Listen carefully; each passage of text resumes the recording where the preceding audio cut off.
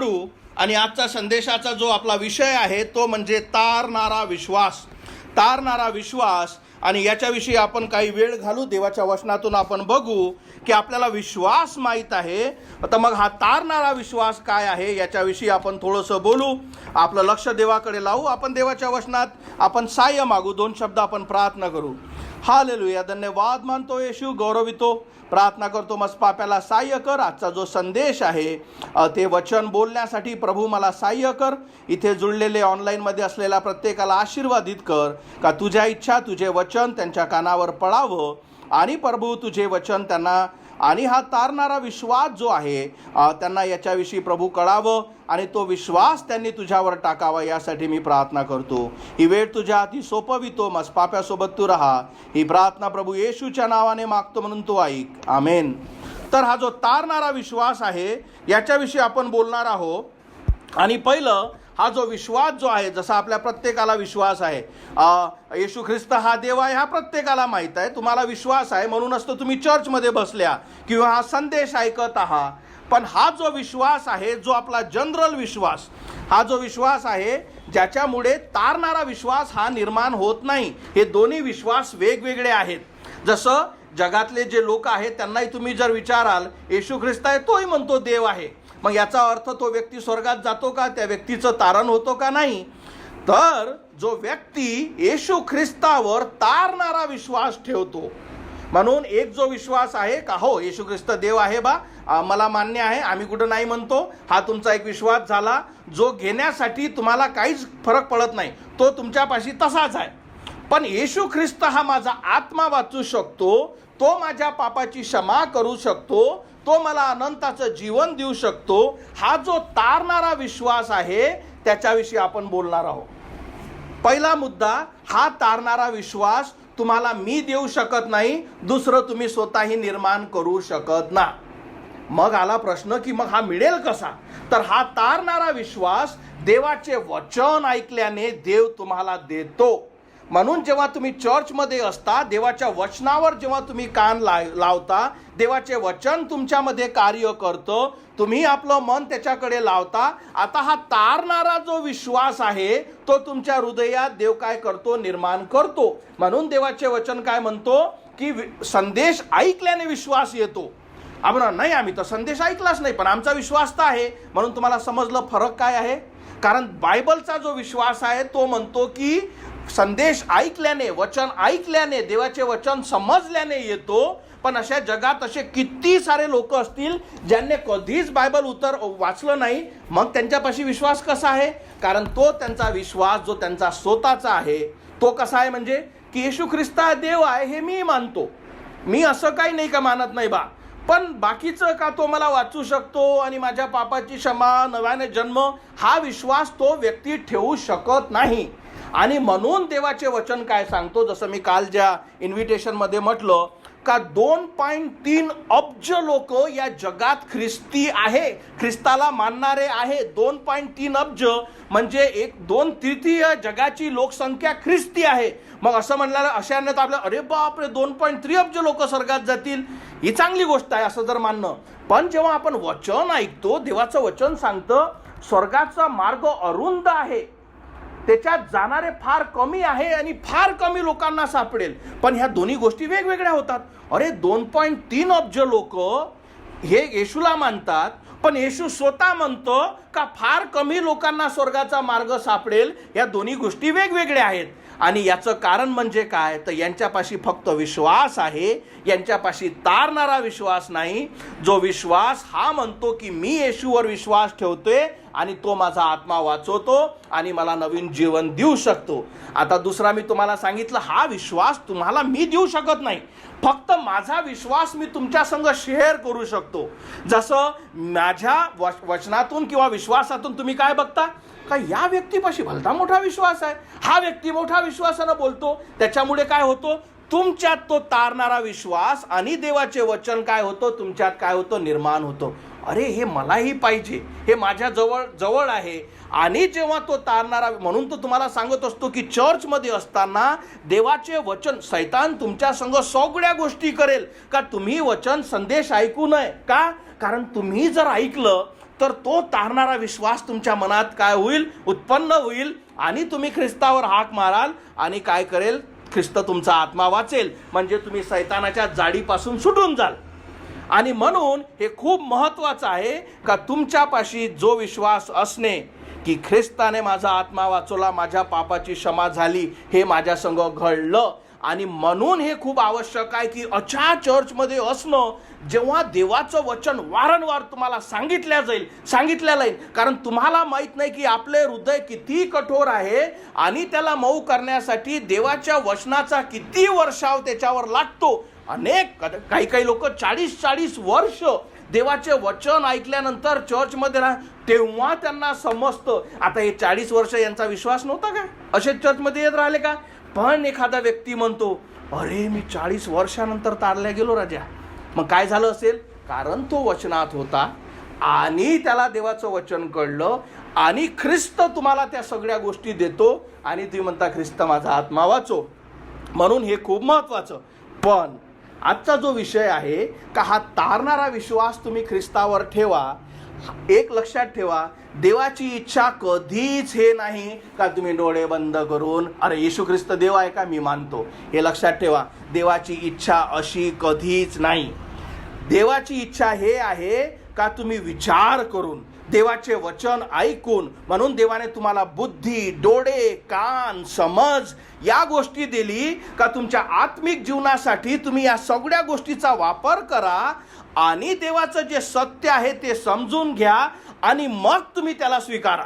जसं मी तुम्हाला उदाहरण सांगतो, तुम्ही लेडीज कधी दुकानात जाता, भांडं आणायला जाता, साडी आणायला जातो, जो व्यक्ती तुम्हाला एखादी गोष्ट विकतो तो तुम्हाला सगळ्या गोष्टी सांगतो का ही गोष्ट खूप चांगली आहे, या गोष्टीमुळे खूप फायदा होतो. एखादं जर इक्विपमेंट असेल किंवा एखादं मशीन असेल त्याचा तो डेमो देतो.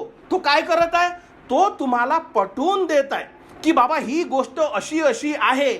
आणि मग तुम्ही विचार करता, नाही हे मला पटलं तर बरोबर आहे की नाही. तुम्ही काय करता, त्या व्यक्तीने आपलं सगळं त्याला सेल्समॅन म्हणतात का, त्याने आपलं सगळं काम केलं आणि आपण म्हणतो हे मला पटलं आहे की नाही, ही गोष्ट चांगली आहे, ही गोष्ट माझ्याजवळ नाही आहे, हे मला परवडते सुद्धा, माझ्यासाठी फायद्याची आहे. म्हणजे तुम्ही काय करून आले, पूर्ण बुद्धीचा वापर करता आणि मग तुम्ही काय करता, ठीक आहे दे मला, बरोबर.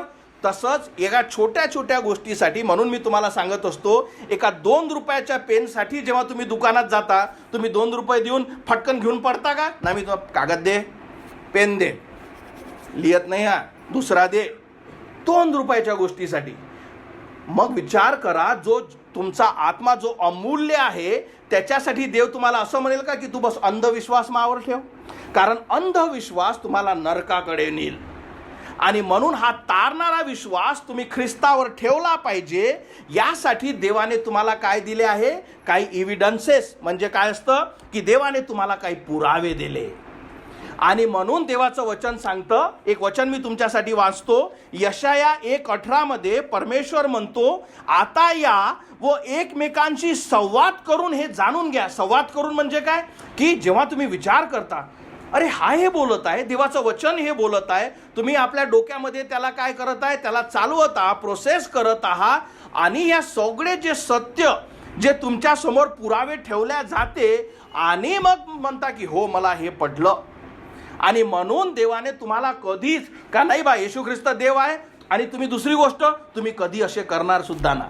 तुम्ही काय करणार, जो जनरल सामान्य विश्वास येशू ख्रिस्त देव आहे आम्ही मानते, कोण नाही म्हणते, पण जो तारणारा विश्वास तुम्ही त्याच्यावर कधीच ठेवणार ना जोपर्यंत तुम्ही ते पुरावे परखणार ना. आणि म्हणून एक सगळ्यात मोठी गोष्ट, देवाने तुम्हाला कधीच तुम्ही अंधविश्वास येशू ख्रिस्तावर ठेवा. कारण मी तुम्हाला स्वतःच सांगतोय ॲज अ पास्टर, तुम्ही अंधविश्वास येशू ख्रिस्तावर ठेवला तुम्ही नरकात जाल. का? कारण तुम्हाला माहीतच नाही येशू ख्रिस्त काय आहे, तुम्हाला हे त्याचं सत्यच माहीत नाही.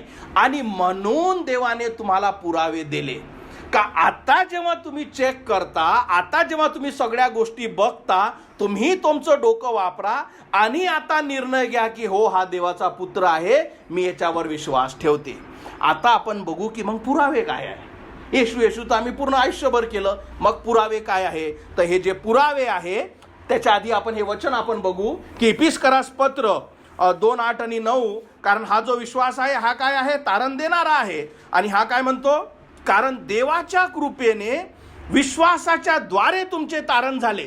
म्हणून हा जो विश्वास जेव्हा तुम्ही ख्रिस्तावर ठेवला, त्या व्यक्तीचं सरळ तारण होतो, तो नव्याने जन्मतो, त्याच्या पापाची क्षमा होते, त्याला कळतं की मी वाचलो आणि देवाची इच्छा त्याच्यात पूर्ण होते. जे निकोदमसला देवाने म्हटलं की नव्याने जन्मल्याशिवाय स्वर्गाचे राज्य तू पाहू शकत नाही, ही गोष्ट त्या व्यक्तीसंग होते. पण कधी? जेव्हा त्याने तो तारणारा विश्वास ख्रिस्तावर ठेवला. आता पुन्हा एकदा प्रश्न तोच आला, हा विश्वास मी ठेवू कसा? कारण हा तुम्ही जनरेट करू शकत ना, तुम्ही निर्माण करू शकत ना. म्हणून देवाने तुम्हाला पुरावे दिले, ते आपण बघू. सगळ्यात मोठा पुरावा, आणि माझी जशी इच्छा आहे का तुम्ही हे सगळे चेक करा, तुम्ही हे समजून घ्या आणि मग तुम्ही विचार करा की हो, ख्रिस्त मला वाचू शकतो का, आणि माझा विश्वास त्याच्यावर मी टाकू का, माझा आत्मा जो सगळ्यात अमूल्य आहे हा मला वाचू शकतो का. आणि त्यासाठी आपण सगळे पुरावे बघू. सगळ्यात मोठा तुम्हाला जो पुरावा दिला आहे तो म्हणजे देवाने तुम्हाला दिला आहे बायबल, देवाचा शब्द. आता हे तर मी सांगून आलो, एक पुरावा काय आहे की नाही, तर याचा पुरावा, याच्या गोष्टी तुम्ही ऐकून घ्या. बायबल हे जे आहे याच्याविषयी तुम्ही समजून घ्या. याच्यात किती पुस्तक आहे? 66 पुस्तकं, 66. आता याच्या गोष्टी ऐका. हे 66 पुस्तकं 40 लोकांनी, हे 40 लोक काय? सामान्य मनुष्य, एखादा डॉक्टर, एखादा गुरे टोरणारा, एखादा सामान्य, एखादा जकार्ता, एखादा मासे पकडणारा, अशा 40 लोकांनी सगळ्यात मोठं 1500 वर्षाच्या पिरियडमध्ये हे लिहिलं. काय? 1500. आता हे 40 लोक कधीच एकामेकाला भेटले नाही, एकामेकासंग बोलले नाही. तरी जेव्हा हे तुम्ही बायबल वाचता तेव्हा तुम्हाला कळतं का या 40 लोकांची पूर्ण जी स्टोरी लिहिलेली आहे त्याच्यात एकहीदा असं होत नाही पाय हा पाय काय म्हणते, यात पाय इकडे अलगच दिसून आलं. पूर्ण तुम्हाला दिसतं का सिंगल स्टोरी उत्पत्तीपासून प्रकटीकरणापर्यंत सरळ एक स्टोरी जाते. जसं मी तुम्हाला उदाहरण देतो. तुम्हाला जर मी एखादा विषय देतो, आपण 10-15 लोक इथे आहो, तुम्हा 15 लोकांचाही एकही तुमची अशी गोष्ट होणार नाही का आपले मन जुळतात. हा म्हणेल नाही मी नाही मानत ते. एखाद्या छोट्या विषयासाठी मनुष्याचे आपले मन जुळणार नाही, आपले विचार जुळणार नाही. पण हा 40 लोक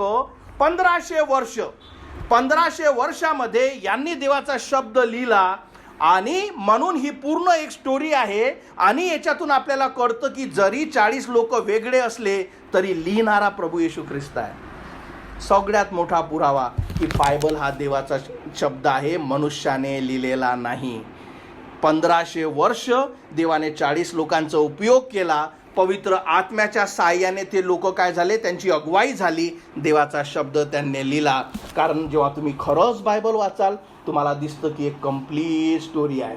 असं कसं असू शकतं की 40 लोक 1500 वर्ष कधीच त्यांचे मन हे झाले नाही? कारण तो लिहिणारा आत्मिक जो आहे तो देवाचा पुत्र आहे. हा तुमचा पहिला पुरावा. दुसरा पुरावा, कुठलंच जगातील पुस्तक तुम्हाला उत्पत्ती किंवा प्रकटीकरण जे शेवट आहे हे कुठलंच सांगू शकत नाही. कारण उत्पत्तीच्या वेळेस तुम्ही नव्हते, जेव्हा शेवट होईल तेव्हा तुम्ही राहणार ना. मग कोण सांगू शकते? फक्त देव. आणि म्हणून बायबलच असं फक्त देवाचं बुक आहे ज्याच्यात तुम्हाला उत्पत्तीविषयी का क्रिएशन कसं झालं, मनुष्य कसा निर्माण झाला, देवाच्या गोष्टी कशा झाल्या, या सगळ्या गोष्टी तुम्हाला, या सगळ्या गोष्टीचं उत्तर फक्त बायबल देते. काय सांगत आहोत तुम्हाला? पुरावे. आणि शेवट कसा होईल, न्याय कसा होईल, मनुष्य कसा पापी आहे, तारण कसं होईल, उत्पत्ती कशी झाली, सूर्यचंद्र कसे बनवल्या गेले, मनुष्य कसा बनवला गेला, देवाच्या योजना तुमच्यासाठी आहे, या पृथ्वीचं शेवटी काय होईल, नवीन स्वर्ग नवीन पृथ्वी, या सगळ्या गोष्टीचं उत्तर तुम्हाला कोण देऊ शकेल? फक्त देव. आणि या सगळ्या गोष्टीचं उत्तर या बुकमध्ये आहे. आपण काय बोलत आहोत? पुरावे सांगा का मी म्हणून देवाचा पुत्र आहे आणि हा देवाचा शब्द आहे ज्यातून आपण ऐकतो. हा दुसरा पुरावा. तिसरा पुरावा म्हणजे का हे जे बुक आहे हे काय आहे? जिवंत पुस्तक आहे. आता जिवंत पुस्तक म्हणजे काय? जेव्हा देवाचे वचन तुम्ही अनेकदा जेव्हा तुम्ही वाचाल, प्रत्येक वेळेस जेव्हा तुम्ही वाचाल तुम्हाला समजेल की प्रत्येक वेळेस हे तुमच्या संग नव्याने बोलत आहे. तुम्हाला समजतं की अरे हे वचन जेव्हा मी आधी वाचत होते हे वेगळं मला समजलं, पण आज जेव्हा मी वाचते हे वेगळं मला दिसत आहे. का? कारण हे पुस्तक जिवंत आहे. हे एखाद्या मनुष्याने लिहिलेलं नाही जो मरून गेला. हे देवाने लिहिल्यामुळे जितक्यांदा तुम्ही वाचता तितक्यांदा देव वेगवेगळ्या रीतीने तुमच्या जीवनासंग तुमच्या जीवनाच्या परिस्थितीनुसार बोलतो. म्हणून हा देवाचा शब्द आहे. चौथं म्हणजे सगळ्यात मोठं तुम्ही लक्षात ठेवा, हे पुस्तक जसं मी तुम्हाला सांगितलं हे मनुष्याने लिहिलं नाही, म्हणून हे वाचण्यासाठी सुद्धा देवाचा आत्मा लागतो. मी तुम्हाला माझी साक्ष सांगतो, मी याच्या आधीही बायबल वाचायचो, पण हे बायबल कधी जसं उघडलं जांभोळ्या जसं उघडलं, अरे काय रे हे काही समजतच नाही आहे, काय लिहिलं आहे, बरं मला सांगितलं एक तरी वाचूनच घेतो. का? कारण तुम्ही तारलेले नाही, मनुष्य पापात मेलेला असतो, देवाचा शब्द हा जिवंत आहे, म्हणून तुमची कधीच ओढ कधीच आवड देवाचं वचन वाचण्यासाठी होणार नाही. जसं दुसरं उदाहरण, कधी बघितलं का मेलेला व्यक्ती जेवण करून आला? का नाही जेवण करत बा? अरे तो मेला आहे ना, तो जेवण कसं करेल, आहे की नाही? बरोबर. तसंच आपण जन्मता आत्मिकरित्या मेलेले असतो, म्हणून व्यक्ती कधीही बायबल वाचत नाही. तसाच मी सुद्धा होतो. ठीक आहे. ज्या दिवशी तुम्ही ख्रिस्ताला तुम्ही स्वीकारता, आपल्या पापाची क्षमा होण्यासाठी तुम्ही त्याला हाक मारता, देवाचा आत्मा तुमच्यात येतो, तुमच्या आत्मिक जीवनात तो जीवन टाकतो. आता तुम्ही आत्मिकरित्या जिवंत झाले. सगळ्यात आधी बाळ जेव्हा जन्मतो तो काय करतो? कारडतो बाळ. त्याला आईच्या दुधाची काय असते? भूक लागते. त्याला कोणी शिकवलं असते का? जसं निघाल्याबरोबर हे डॉक्टर सांगते का उठल्याबरोबर आईचं दूध प्यायला लागते बेटा, आलं तुझ्या लक्षात? नाही, त्याला स्वतःच माहीत राहतं, अरे भूक लागत आहे, आणि तो म्हणू शकत नाही, म्हणून तो रडतो आणि माय काय करते? त्याला दूध पाजते. तो काय झाला? शारीरिक जन्म.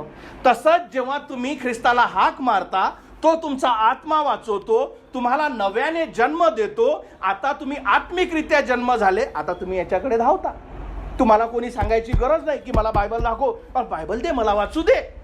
प्लस जेव्हा तुम्ही वाचता तुम्हाला समजतं का हे देवाचं वचन तुमच्या संग बोलत आहे, हे सगळं घडतं. याच्याहून तुम्हाला समजलं पाहिजे का जिवंत पुस्तक आहे, देवाचा शब्द आहे. हे सगळ्यात मोठी साक्ष. तरी आपण पुढे जाऊ. दुसरं, आता हे झालं देवाविषयी. आता बायबलमध्ये जो जुना करार आहे, लक्षात ठेवा बायबल 2 विषयामध्ये जुळलेला आहे. एक आहे जुना करार आणि नवीन करार. तर जुन्या करार आणि नवीन करारामध्ये 400 वर्षाची गॅप आहे. 400 वर्षाची गॅप. आणि या पूर्ण जुन्या करारामध्ये येशू ख्रिस्त येणार आहे, देव येणार आहे. आणि याच्याविषयी काय काय लिहिलं आहे? याचा जन्म कधी कुठे होणार आहे, कुठल्या जागेवर होणार आहे, काय काय त्या गोष्टी चमत्कार होतील, हा कुठे आपली सेवा करेल, याच्यासोबत लोक काय करतील, याला कसं मारल्या जाईल, कुसावर टांगल्या जाईल, हा 3ऱ्या दिवशी मरणातून उठेल, असं सगळे, याला प्रॉफेसी किंवा काय म्हणतात, याला प्रकटीकरण म्हणतात.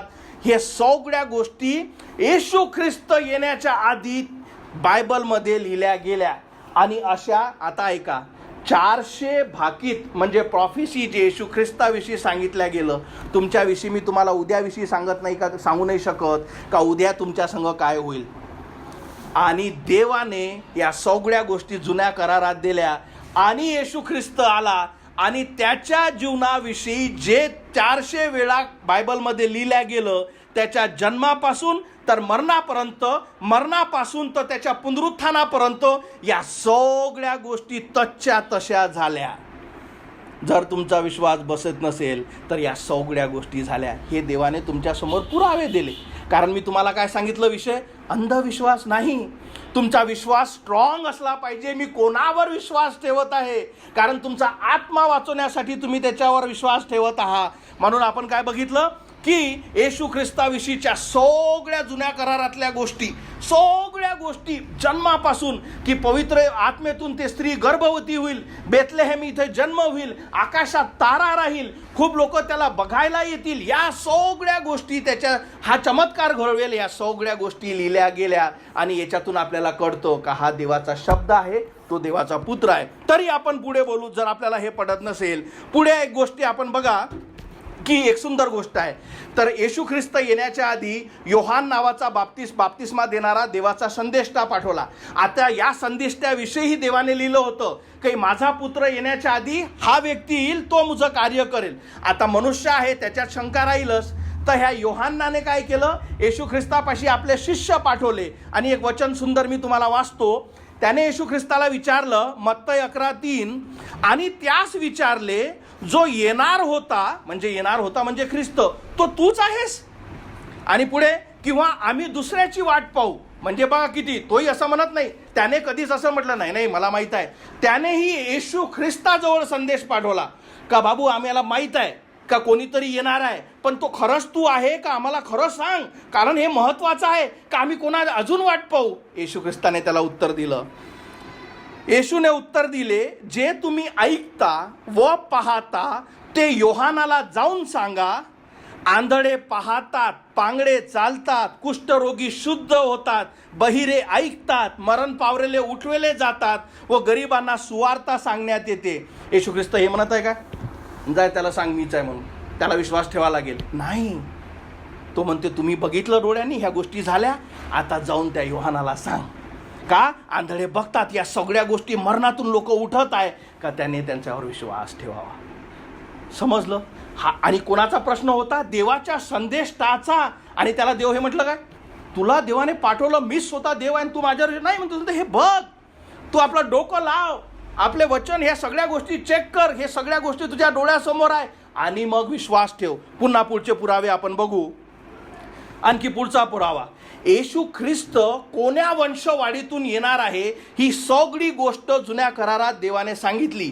अब्राहम हा जो व्यक्ती आहे, जुन्या करारात देवाने त्याला सांगितलं की तुझ्या वंशवाढीतून देवाचा पुत्र येईल. आणि तसंच अब्राहमाच्या वंशवाढीतून आपण एक वचन मी तुमच्यासाठी वाचतो, मत्तई 1:17. अशा प्रकारे अब्राहमापासून दाविदापर्यंत सर्व मिळून 14 पिढ्या, दाविदापासून बाबेलास देशापर्यंत 14 पिढ्या, आणि बाबेलास देशातून झाल्यावर ख्रिस्तापर्यंत 14 पिढ्या. म्हणजे देवाने अब्राहमाला वचन दिल्यानंतर 42 पिढ्यानंतर येशू ख्रिस्ताचा जन्म झाला. म्हणजे तुम्हाला, म्हणजे असं काहीच नाही की तुम्हाला माहीत नाही, देवाने सगळ्या गोष्टी दिल्या आहे यासाठी का तुम्ही त्या ख्रिस्तावर, देवाच्या पुत्रावर विश्वास ठेवा. तरी पुढची एक गोष्ट आपण बघू का, येशू ख्रिस्ताचा बाप्तिस्मा. आता येशू ख्रिस्ताने बाप्तिस्मा कशासाठी दिला? यासाठी का जे त्याला स्वीकारतील त्याने येशू ख्रिस्ताचं अनुसरण करावं आणि त्याने हे बाप्तिस्मा घ्यावा. कधी? तारल्यानंतर. पण जेव्हा येशू ख्रिस्ताचा बाप्तिस्मा झाला तेव्हा जो चमत्कार झाला तो बघा, मत्तई 3:16. मग येशूचा बाप्तिस्मा झाल्यावर येशू पाण्यातून वर आले, म्हणजे पाण्यातून तो वर आला, आणि पहा त्याच्यासाठी आकाश उघडले. त्याच्यासाठी काय झाले? आकाश उघडले. तेव्हा त्यांनी देवाच्या आत्म्याला कबुतरासारखे उतरताना व आपणावर येताना पाहिले. म्हणजे काय बघितला? देवाचा आत्मा त्यांनी अक्षरशः बघितला का या पुरुषाच्या डोक्यावर, या मनुष्याच्या डोक्यावर उतरत आहे. पहिले म्हणून तुम्हाला काय सांगितलं मी, बघणं आणि ऐकणं, हे सेन्सेस देवाने तुम्हाला यासाठी दिले आहे का तुम्ही, अरे मी हे बघितलं ना, बघितलेल्या गोष्टीला कसं नकारू, मी ऐकलं ना, ऐकलेल्या गोष्टीचा कसा नकार करू. म्हणून यांनी काय बघितलं की देवाचा आत्मा कबुतरासारखा जेव्हा येशू ख्रिस्त पाण्यातून बाहेर आला त्याच्यावर थांबला. हे काय झालं? बघणं. आणि आकाशातून वाणी झाली की हा माझा प्रिय पुत्र आहे, याच्याविषयी मी फार संतुष्ट आहे. या लोकांनी हे बघितलं का, या सगळ्यातून आकाशातून पवित्र आत्मा त्याच्या डोक्यावर विजिबल, डोळ्याने बघितणे, आणि आकाशातून वाणी झाली का हा देवाचा पुत्र आहे आणि मी याच्यावर संतुष्ट आहे. तुमच्यासाठी आणखी एक पुरावा. या सगळ्या गोष्टी झाल्या. अजून काही बाकीचे पुरावे, जसे आपण देवाचे चमत्कार बघतो. कुठल्याच व्यक्तीला या जगात कधी ऐकलं का हे अधिकार होते का तो रोगी बरे करू शकतो? हे कधी अधिकार होते का तो समुद्राला थांबवू शकतो? हे कधी अधिकार होते तुम्हाला माहित आहे का? एक सुंदर गोष्ट मी सांगतो. जुन्या करारात देवाचा जो एक मनुष्य राजा होता, आणि तो जेव्हा युद्ध करण्यात गेला आणि समोरचं सैन्य एवढं मोठं होतं आणि त्या सैन्याला याला हारवायचं होतं, पण दिवस कमी पडत होता. याने काय म्हटलं माहीत आहे? देवा मला थोडासा वेळ दे का हे सगळे शत्रू मी मारेल. तुम्हाला माहीत आहे काय झाला? सूर्य थांबवल्या गेला. सूर्य काय केला? थांबवल्यात गेला. त्या दिवशी रात्र झाली नाही. आता एक गोष्ट सुंदर मी तुम्हाला सांगतो. हे तर सगळं आपण बायबलमधलं वाचत आहे, पण ज्यांना बायबल माहीत नाही असेही लोक या जगाचा काय करतात? अभ्यास करतात. आणि त्यांच्या याच्यातही हे लिहिलं आहे की या जगाच्या पाठीवर एक असा दिवस होऊन गेला ज्याच्यात रात्र झाली नाही, आणि याच्यामुळे यांचं कॅलेंडर जे आहे ते इम्पॅक्टेड आहे. कारण रात्र झाली नाही म्हणजे तुमचा दिवस सरकतो. समजलं? सांगण्याचं तात्पर्य, आता कुठला व्यक्ती रात्र होणं थांबवू शकतो? या सगळ्या गोष्टी देवाने केल्या कशासाठी हे फक्त तुम्हाला पुरावे असावे. पुढे आपण बघू. जशा या ताईनं सुंदर प्रश्न विचारला का देवाची कबर कुठे आहे, म्हणजे जिथे येशू ख्रिस्त गाळण्यात आला हे कुठं होतं. आता याच्याविषयी तुम्ही समजून घ्या. छोट्या शब्दात इस्रायल काय आहे, तर एक याकोब नावाचा जो व्यक्ती आहे, देवाने त्याला आशीर्वाद केलं का तुझ्यातून मी राष्ट्र निर्माण करेल. का राष्ट्र निर्माण करेल, कारण मग देवाचा पुत्र तुझ्या राष्ट्रातून येईल, ज्याच्यामुळे जग आशीर्वादित होईल, है की नाही. आणि म्हणून याकोबाचं नाव देवाने बदलून इस्राईल ठेवलं. पहिली गोष्ट, इस्राईलला म्हणजे याकोबाला 12 मुलं झाले आणि त्या 12 मुलातून जे वंशवाढी झाली त्याच्यामुळे इस्राईल राष्ट्र स्थापन झालं. आता हे असं आहे काय, नाही, कुठंतरी होतं हे जग 1000 वर्ष आधी कुठंतरी असेल. अरे तुमच्या डोळ्यासमोर इस्राईल आहे. त्या लोकांना हे माहीत सुद्धा आहे का हे राष्ट्र स्वर्गातील देवाने बनवलं. जसं मी तुम्हाला सांगितलं, माझे आई, जर आपण नाही, मी तर गेलो नाही, पण माझे आई वडील जाऊन तिथे बघून आले. म्हणून इतक्या डोळ्यानं आपण जे बायबलमध्ये वाचतो तुमच्या डोळ्यासमोर आहे, आणि जरी आपण देवाच्या पुत्रावर विश्वास ठेवत नाही, हा किती वाईटपणा झाला. समजलं. म्हणून तुम्हाला काय सांगितलं, देवाने असं कधीच केलं नाही का नाही आंधळा विश्वास ठेवा. हे सगळे पुरावे यासाठी दिले की अरे हो, मी विश्वास ठेवू शकतो. पुढे आपण बघू. सगळ्यात मोठी गोष्ट तुम्हाला जर माहीत असेल, एक सायंटिस्ट असतात, त्याला काय म्हणतात, पुरातत्व शास्त्र. म्हणजे हे लोक काय करतात, जेही आपण सांगितलेलं आहे ती जागा चेक करून ते उखरून पाहतात. काय करतात, उखरतात.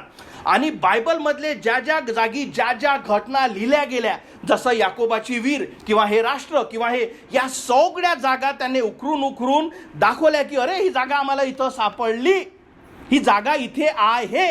म्हणजे ते लोक विश्वास ठेवणारे नाही, पण त्यांचा नोकरीच ते त्यांची आहे आणि ते म्हणतात बायबलमध्ये जे आहे ते ही जागा आम्हाला सापडली. समजलं. म्हणजे सांगण्याचं तात्पर्य, तुम्ही जितके पुरावे मागाल तितके पुरावे आहे. फरक फक्त हे आहे का हे पुरावे ऐकून तुम्ही त्या देवाच्या पुत्रावर विश्वास ठेवता का. सगळ्यात शेवटची गोष्ट मी तुम्हाला सांगतो, जरी हे पुरावे तुम्हाला पटत नसतील, हो की नाही, कारण देवाने हे पुरावे, म्हणून मी तुम्हाला आपल्या संडे स्कूलमध्ये काय बोललो, देव काय म्हणतो, तुम्हाला इतके चमत्कार, इतक्या गोष्टी बघितल्या तरी तुम्ही देवाच्या पुत्रावर विश्वास ठेवला नाही, आणि म्हणून तुमचा न्याय फार वाईट आहे. पण आपल्या चर्चमध्ये जय आहे तुमच्यासाठी या सगळ्या गोष्टी ज्या आपण बोललो का हे पुरावे, हे कशासाठी का तुम्ही, माझी इच्छा बिलकुल नाही का तुम्ही अंधळा विश्वास घ्या, हो येशू माझा आता, अरे तो काय आहे पहिले त्याला ओळखा. आणि जेव्हा तुम्हाला हे समजेल, स्वर्गातून देवाचा पुत्र माझ्यासाठी आला, कारण तुम्हाला जेव्हा ते विश्वास बसेल तो माझ्या पापासाठी मारण्यात आला, तसंच तुमचं मन त्याच्याकडे वळेल, ते कळवेल, त्याला तुम्ही हाक माराल का हे असं कसं असू शकतं, ह्या माझ्यावर एवढं प्रेम कसं करू शकतो. का, कारण आता तुमचा विश्वास त्या व्यक्तीवर, येशू ख्रिस्तावर बसला. पहिले तर येशू माहीतच होता आम्हाला, म्हणूनच तर आम्ही चर्चमध्ये असतो. पण जेव्हा तुम्ही हे सत्य जाणून घेतलं, तो तारणारा विश्वास तुमच्यामध्ये निर्माण झाला. सगळ्यात शेवटची साक्ष मी तुम्हाला सांगतो, जेव्हा ख्रिस्ताला तुम्ही स्वीकारता, आता काय होतं, आपण आहे शारीरिक जीवनात, आपण जे बोलत आहोत ते आध्यात्मिक जीवनात. मी तुमच्यासाठी हे सगळे पुरावे देवाने तुमच्यासाठी मांडले. एखादा व्यक्ती म्हणतो की ठीक आहे तरी माझा विश्वास नाही. एक गोष्ट सांगा की जीवन जेव्हा तुम्ही ख्रिस्ताला स्वीकारता, आध्यात्मिकरित्या देवाचा आत्मा त्यातून येतो, कारण तुम्ही त्याच्या वचनावर विश्वास ठेवला, अंधाळा विश्वास नाही ठेवला. तुम्हाला ह्या गोष्टी सांगण्यात आल्या, तुम्ही त्या सेल्समॅन टाईप, हो ये मेरे को सब पड गया, ये है, ये देवाचे वचन आहे, आणि तुम्ही त्याच्यावर जेव्हा विश्वास टाकता, त्याला आपल्या पापाची शक. मग तुम्हाला प्रश्न काय आला पाहिजे, बरं मी विश्वास ठेवला देवाचा पुत्र आहे, मग सरळ समजतं, मग आला कशासाठी, कारण मी तर ऐकलं हा माझ्यासाठी मारण्यात आला, गाळण्यात आला, 3ऱ्या दिवशी मरणातून उठला, आणि तुम्ही त्या सत्यावर वचन काय, त्यावर वचन ठेवता आणि त्याच्यावर विश्वास ठेवता आणि तुम्ही तारल्या जाता. पण सगळ्यात मोठी गोष्ट मी जे तुम्हाला सांगत आहे, कोणीच कोणाचं जीवन बदलू शकत नाही. बायबलमध्ये आणि या जीवनात ज्याही व्यक्तीने ख्रिस्ताचा स्वीकार केला त्याचं जीवन बदललं. आता हे सत्य तुम्ही कसे नकाराल. माझ्या जीवनाविषयी मी तुम्हाला सांगितलं, मी पैशाच्या ओळाकडे, सगळ्याकडे, जगिक गोष्टीकडे, सगळ्याकडे धावत होतो. त्याच्यासाठीच तो अमेरिकेला गेलो की अधिक पैसा आला पाहिजे. इथं 2 बेडरूम आहे, अजून 4 बेडरूम झाले पाहिजे, जे सगळ्यांची इच्छा असते. त्यात काय वाईट आहे बा, अजून पैसा आहे. पण जेव्हा तुम्हाला ख्रिस्त सापडतो, जेव्हा तुमच्या पापाची क्षमा होते, हे तुम्ही कसं स्वीकाराल का त्या मनुष्याचं जीवन बदललं? कारण पुरावे ठीक आहे, पण तुमच्या डोळ्यासमोर जी गोष्ट आहे की अरे ह्या गोष्टी अशा होतात, स्वर्गातून देवाचा आत्मा तुमच्या पापाची क्षमा करतो, देवाचा पुत्र क्षमा करतो, कारण मी बदललेलं जीवन बघितलं आहे. हे पुरावे जरी जाऊ दे, जरी मी इस्रायल बघितला जाऊ दे, पण हे माझ्या डोळ्यासमोर आहे, याला कसे तुम्ही नकाराल? सगळ्यात शेवटी मी एक गोष्ट सांगतो, ही सुंदर एक गोष्ट आहे.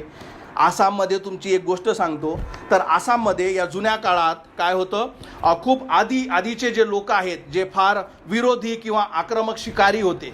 तर अमेरिकेच्या मिशनरीने काय ठरवलं, अमेरिकेच्या मिशनरीने ठरवलं की आम्ही या लोकांपासून जाऊन, कारण प्रत्येका आत्म्याला तारणारा पाहिजे, देवाची सुवार्ता सांगू. आणि अमेरिकेचा मिशनरी आपल्या भारतात आसाममध्ये तिथे तो गेला. तिथे हे आक्रमक लोक, जे काय धनुष्यधारी आणि हे काय करत होते, देवाच्या विरोधवाले लोक होते. आणि त्या मनुष्याने देवाचं कार्य तिथे आसाममध्ये चालू केलं. आसाममध्ये चालू करत असताना साहजिकच आहे, सैतानाला आवडलं नाही. एकही व्यक्ती त्या देवाकडे किंवा त्याच्या वचनाकडे पलटला नाही. याच्यातून एक जो व्यक्ती आहे, फार प्रार्थने आणि देवाच्या संदेशानंतर त्याने ख्रिस्ताला आपला तारणारा मानलं आणि हा व्यक्ती तारल्या गेला. आता जेव्हा हा व्यक्ती तारला गेला, मी तुम्हाला काय सांगितलं, जीवन बदलतं. आणि याचं जीवन आणि याचा विश्वास बघून याची बायको, 2 मुलं तारल्या गेले. कारण त्यांनाही कळलं की माझ्या बापाचं जीवन बदललं. कारण ह्याच्यावर तुम्ही अविश्वास दाखवणार? आणि याच्यामुळे काय झालं, त्या गावातले याच्या विश्वासामुळे, त्या अमेरिकन लोकांच्या विश्वासामुळे नाही, की आपल्यातला एक ज्याचं जीवन बदललं, त्याच्या विश्वासामुळे गावातले अधिक लोक ख्रिस्ताकडे येऊ लागले. आता हे जो समुदाय आहे, याचा जो अधिकारी आहे, त्याला हे बघून वाईट वाटलं. त्याला खूप राग आला का हे काय होत आहे. कारण त्याला थोडी माहित आहे का याने कशावर विश्वास ठेवला, त्याला थोडी माहित आहे का याचा विश्वास काय आहे, त्याला थोडी माहित आहे की याच्या पापाची क्षमा झाली आहे, त्याला थोडी माहित आहे की हा व्यक्ती स्वर्गासाठी निवडला गेला. म्हणून त्याने काय केलं, त्या व्यक्तीला काय केलं, जे शहर आहे, त्यांचं गाव आहे, त्या झाडाखाली त्यांना सगळ्यांना समुदाय बोलावला, पंचायत बोलावली, त्याला उभं केलं. त्याला म्हटलं की ख्रिस्त, काय विश्वास आहे तुझा? तो म्हणतोय की येशू ख्रिस्त माझा तारणारा आहे, मी त्याचं अनुसरण करतो, माझं सगळं जीवन मी बदलतो. तो व्यक्ती म्हणाला का तुला तुझं हा विश्वास सोडावा लागेल. तो म्हणे मी सोडत नाही. तो म्हणे बरोबर ठीक आहे, तुझे 2 मुलं त्यांना तू बोलाव. त्याच्या 2 मुलांना बोलावण्यात आलं आणि जे धनुर्धारी होते ते बाण घेऊन उभे राहिले. या व्यक्तीला विचारलं का तुझा विश्वास तू सोडतं का तुझ्या मुलांना मी मारू? तो म्हणे, त्याने जरा विचार न करता, ख्रिस्त माझा तारणारा आहे, तो माझा देव आहे, मी त्याचं अनुसरण करतो. या दोन्ही धनुर्धारांनी, आसाममधली गोष्ट तुम्ही गुगलमध्ये वाचा, ही सत्य गोष्टी तुम्हाला कळेल. या काय केले, ते दोन्ही मुलं मारण्यात आले. याच्या डोळ्यासमोर याचे मुलं मारण्यात आले. आता विचारण्यात आलं, आता तुझे मुलं मेले, आता काय करशील? तो म्हणे मी बदलत नाही. बरं याची बायको बोलावा. त्याची बायको बोलावली. म्हणे शेवटची संधी आहे, बायको वाचली पाहिजे. तो म्हणे मी ख्रिस्ताला सोडत नाही. त्या व्यक्तीला म्हटलं मारा यांना बाण. त्याने मारलं. त्याची बायको सुद्धा मारण्यात आली. त्याच्यानंतर याला सुद्धा मारण्यात आलं. पण याने कधीच ख्रिस्त सोडला नाही. आता प्रश्न तुमच्यासाठी, त्याला काय झालं असेल तर त्याला समजलं असेल तो स्वर्गाचा देव. कारण जो तारणारा विश्वास तुम्ही ते देवावर टाकता, तुम्हाला माहित आहे की तुमच्याजवळ काय आहे. तुम्ही देवाचे मुलं होता, आता त्याला कसं काढू? माझे मुलं ज्यांनी ख्रिस्ताला स्वीकारलं, तुम्ही त्याला मारा तरी ते माझ्यासोबत स्वर्गात आहेत. माझी बायको ज्याला तुम्ही मारा तरी ते माझ्यासोबत स्वर्गात आहे, कारण त्यांनीही ख्रिस्ताला स्वीकारलं. हा जो विश्वास फक्त या कुटुंबापाशी आहे. त्या बाकीच्या जगाला तर हेच आहे का याला मी भीती दाखवतो म्हणून हे वाचले पाहिजे. अंधाड्याला काहीच समजत नाही.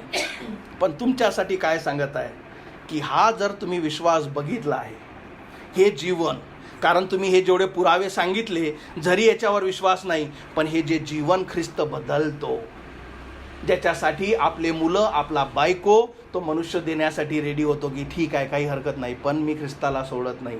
हा कुठला विश्वास आहे? तारणारा विश्वास. कारण त्याला माहीत आहे की ख्रिस्ताने मला वाचवलं. हे सगळ्यात महत्त्वाचं आहे.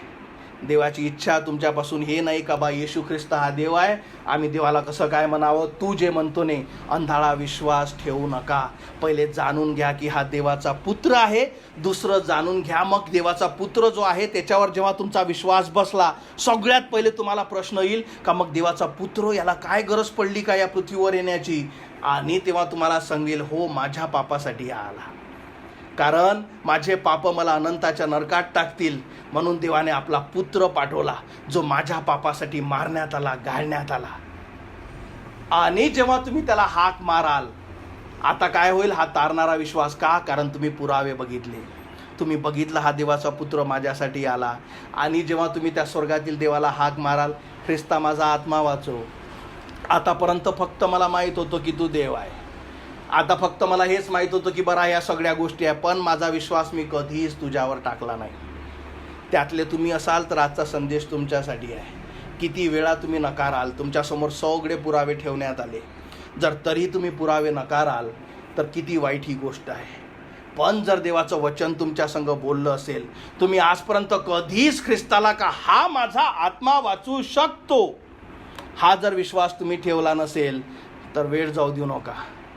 कारण तुमच्यासमोर पुरावे देवाने ठेवले, देवाचं वचन तुमच्यासमोर ठेवलं. जोपर्यंत तुम्ही त्याच्यावर विश्वास टाकणार ना, आणि तुमची इच्छा नसेल, कारण तुमची इच्छा असली पाहिजे का माझं जीवन बदललं पाहिजे, कारण ख्रिस्त तुमचं हृदय बघतो, या समय त्याला हाक मारा, तुमचा विश्वास त्याच्यावर टाका. ख्रिस्त तुम्हाला माहीत होता, ख्रिस्त तुमचा तारणारा तुम्ही बनवा, आणि मग बघा तुमचं जीवन कसं बदलतं. आपण प्रार्थना करू, आपले डोळे बंद करू. आजचं वचन जर तुमच्या संग बोललं असेल, सगळ्यात महत्त्वाचं आहे की येशू हा देव आहे. ह्या खोलीतल्या ऑनलाईनमध्ये जुळणाऱ्या ह्या प्रत्येक व्यक्तीला विश्वास आहे, आणि म्हणूनच तर आपण जुळलो. पण जर तुम्ही ख्रिस्त हा माझा तारणारा आहे, तो माझ्या पापाची क्षमा करू शकतो, आज हे जे पुरावे मी बघितले आहे, माझा विश्वास यावर बसलेला आहे का हा जीवन बदलणारा परमेश्वर आहे, ज्याने स्वर्गाची जागा माझ्यासाठी सोडली, या पृथ्वीवर आला, त्याने क्रूसावर माझे सगळे जे पाप आहे याच्यासाठी तो मारण्यात आला. माझ्या पापाची शिक्षा, देवाचे वचन सांगतं की मरण आहे. हा देवाचा शब्द बायबल सांगतं, वचन सांगतं की मरणानंतर पुन्हा न्याय आहे, आणि देव आपापल्या कार्याप्रमाणे प्रत्येकाचा न्याय करेल, आणि त्यानंतर दुसरं मरण आहे, आणि अनंतासाठी नरकात टाकल्या जाईल. आणि यातून वाचवण्यासाठी देवाने आपला पुत्र येशू ख्रिस्त पाठवला. देवाचं वचन सांगतं की स्वर्गाखाली असं कुठलंच नाव नाही येशू ख्रिस्ताशिवाय, ज्याच्याशिवाय तारण आहे. येशू ख्रिस्तामध्ये तारण आहे, त्याच्या नावाला हाक मारल्याशिवाय कुठलाच व्यक्ती वाचू शकत नाही. पण तो हाक मारण्याच्या आधी सगळे पुरावे जे तुमच्यासमोर टाकले आहे की हो हा देवाचा पुत्र आहे, याच्यावर मी विश्वास ठेवतो. कारण जोपर्यंत येशू ख्रिस्त हा स्वर्गातला देव आहे, एकमेव देव आहे, देवाचा पुत्र आहे, या गोष्टीवर तुमचा विश्वास नाही, तुम्ही त्याला हाक मारणार ना. पण जर तुम्हाला समजलं की हो मला कळतं की हा देवाचा पुत्र आहे, आणि तो माझ्यासाठी मारण्यात आला, गाळण्यात आला, तिसऱ्या दिवशी मरणातून उठला, या सुवार्तेवर मी विश्वास ठेवते. मी आजपर्यंत फक्त येशू देव आहे हे स्वीकारलं, पण कधीच मी त्याला आपला तारणारा म्हणून त्याच्यावर विश्वास टाकला नाही की हा माझं जीवन बदलू शकते, याच्यावर कधीच मी विश्वास टाकला नाही. येशू ख्रिस्त काय म्हणतो? एकदा चाकून बघ, एकदा येऊन बघ, मला स्वीकारून बघ, आणि बघ तुला कळेल का मी किती चांगला आहे. तुम्ही आजपर्यंत ते डिसिजन घेतली नसेल, देव तुमच्यासमोर दर रविवारी संधी देतो. तुम्ही काय करता? जर आज ती वेळ असेल, वेळ जाऊ देऊ नका. सैतानाची इच्छा आहे का हे तुझ्यासाठी नाही, तू काळजी करू नको. पण जेव्हा तुम्हाला मी सांगितलं की निर्णय घेणे की नाही मला या गोष्टी नको, हे देवाचं वचन आज मी ऐकलं, माझा या गोष्टीवर विश्वास आहे, पण मी पूर्णपणे त्याला कधी विश्वासाने हाक मारली नाही, तर देवाचं वचन तुमच्यासाठी आहे.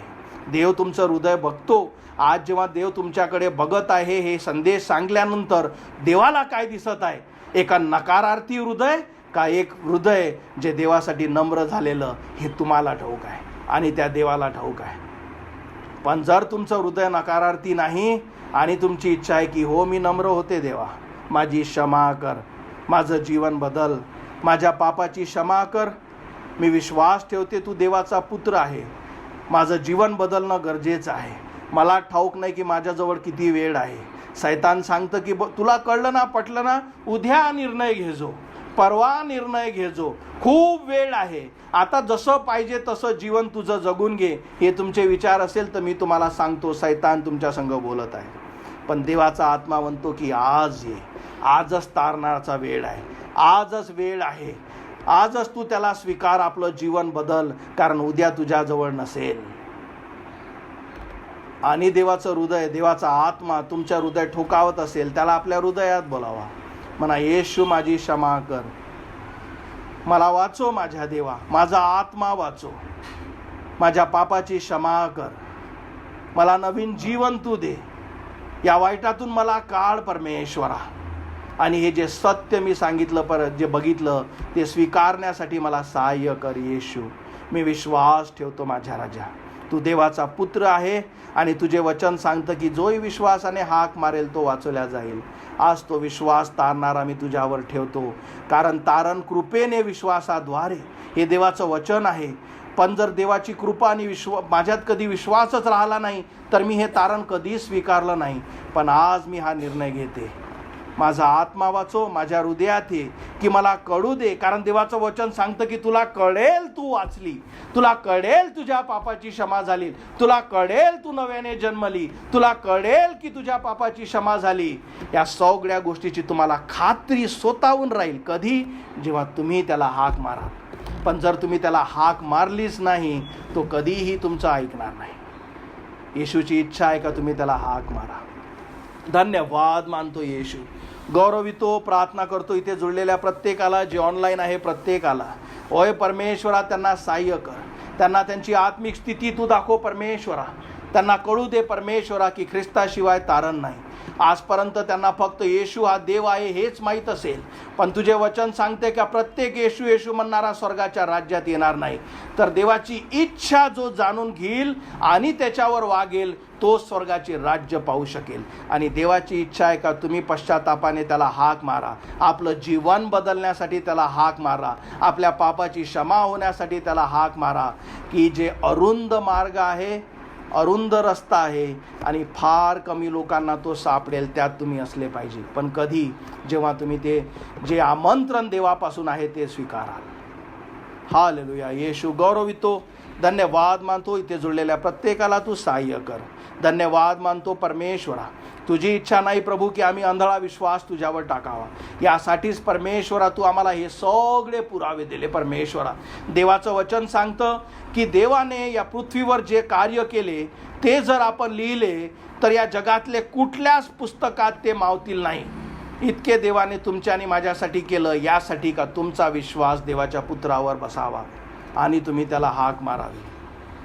धन्यवाद मानतो येशू, गौरवितो इथे जुळलेल्या प्रत्येकाला तुझ्या हाती सोपवितो. तुझी इच्छा परमेश्वरा त्यांच्या जीवनात तू पूर्ण होऊ दे, की कुठल्याच आत्म्याचा नाश होऊ नये. धन्यवाद मानतो, गौरवितो, ही वेळ तुझ्या हाती सोपवितो. जे ऑनलाईनमध्ये जुळलेले आहेत त्यांना तू सहाय्य कर. होय प्रभू, प्रत्येकाची आध्यात्मिक स्थिती तू जाणतो आणि त्यांचा स्ट्रगल, त्यांचे प्रभू प्रयत्न आणि परमेश्वरा त्यांची समस्या तू जाणतो. त्यात त्यांना तू सहाय्य कर की त्यांनी विश्वासाने तुला हाक मारावी. इथे जुळलेल्या प्रत्येक व्यक्तीसाठी प्रार्थना करतो परमेश्वरा की त्यांना तुझं प्रेम, तुझं सत्य दिसावं आणि त्यांनी ते स्वीकारावं आणि आपलं जीवन परमेश्वरा बदलावं. कारण तुझं वचन सांगतं की पवित्र असा, कारण मी पवित्र आहे. ती इच्छा त्यांच्या जीवनात होऊ दे. धन्यवाद मानतो, गौरवितो, प्रार्थना प्रभू येशूच्या नावाने मागतो म्हणून तो ऐक. आमेन. Praise the lord. आपण उभे राहू, देवाला धन्यवाद देऊ गीत गाऊन.